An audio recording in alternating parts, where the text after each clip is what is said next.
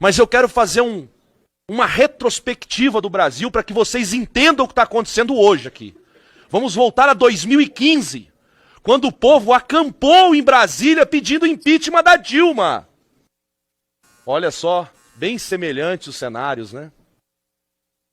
Depois, em 2018, eu estava sobre uma rodovia como uma das lideranças daquela que foi a maior greve de todos os tempos. Paralisamos o Brasil por 12 dias. Não teve prisão.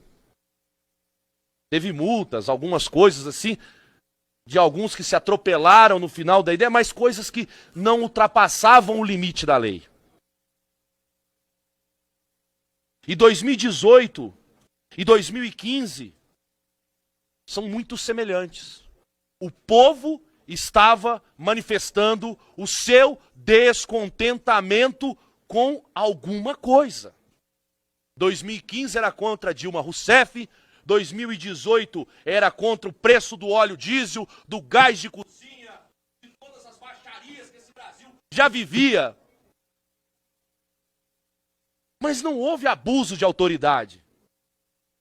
Não houve nenhum ultrapassar dos limites da lei.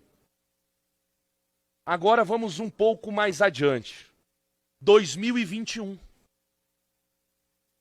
Nós fomos às ruas, nos manifestamos, lutamos, brigamos. Por quê? Porque tinha uma pessoa, uma determinada pessoa, que a gente não pode ficar falando o nome, porque senão vai preso, mas eu falo Alexandre de Moraes, que passava de todos os limites, e nós fomos às ruas pedir o impeachment dele. Por que ninguém foi preso em 2021? Porque 2021 ainda tinha um presidente da República que defendia esse país. E por que eu dei essa volta toda?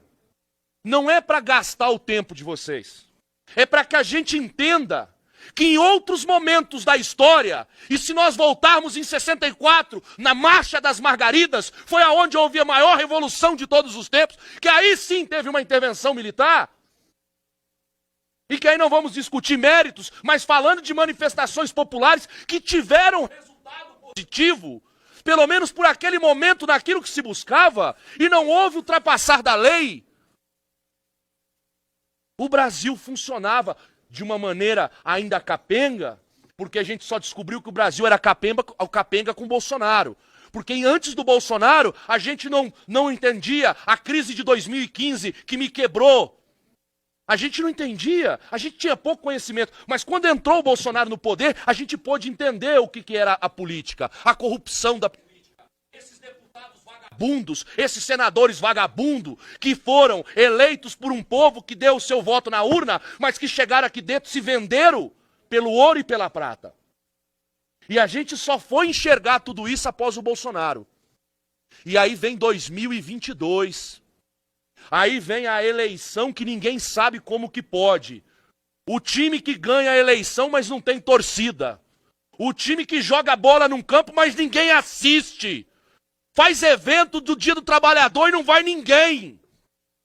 E eles são os campeões, mas não se ouse falar de urna eletrônica no país. Porque se falar, você vai pra cadeia. Mas não, senhores. Pra que precisa fraudar a urna?